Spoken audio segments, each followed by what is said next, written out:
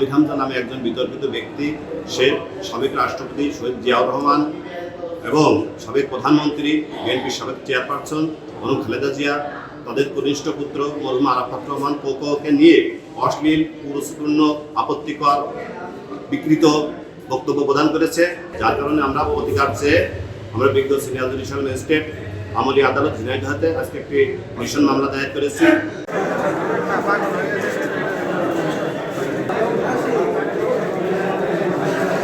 সম্প্রতি আমি লক্ষ্য করেছি সামাজিক যোগাযোগ মাধ্যমে আমির হামজা নামে একজন বিতর্কিত ব্যক্তি, সে সাবেক রাষ্ট্রপতি শহীদ জিয়াউর রহমান এবং সাবেক প্রধানমন্ত্রী, বিএনপির সাবেক চেয়ারপারসন মরহুম খালেদা জিয়া, তাদের কনিষ্ঠ পুত্র মরহুম আরাফাত রহমান কোকোকে নিয়ে অশ্লীল, পুরুষপূর্ণ, আপত্তিকর, বিকৃত বক্তব্য প্রদান করেছে।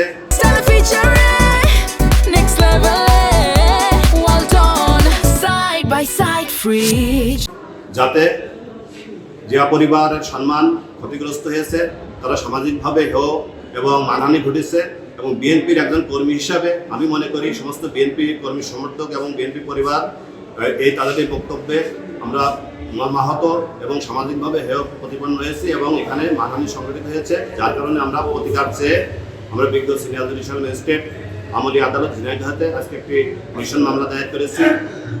500 ধারা দণ্ডবিধি আইনের 500, 501 এবং 502 ধারায় বিজ্ঞ আদালত মামলাটি পিবিআই তদন্তের জন্য আদেশ দিয়েছেন। তদন্ত রিপোর্ট আসার পরে বিজ্ঞ আদালত পরবর্তী পদক্ষেপ গ্রহণ করবেন। আমরা এই আসামির অভিযুক্তের যথাযথ আইনানুগ বিচার দাবি করি এবং সর্বোচ্চ শাস্তি দাবি করি।